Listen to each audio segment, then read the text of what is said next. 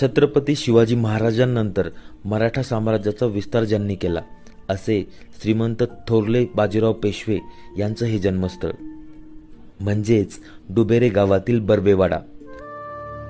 हा वाडा गावाच्या अगदी मधोमध वसलेला आहे। बर्वेवाडा 1695 मध्ये बांधला गेलेला असावा।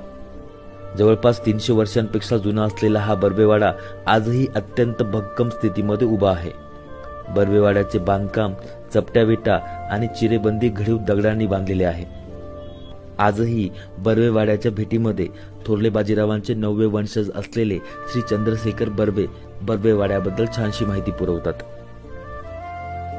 हा बर्वेवाडा आमचे पूर्वज मल्हार दादोजी बर्वे यांनी 1695च्या आसपास बांधला।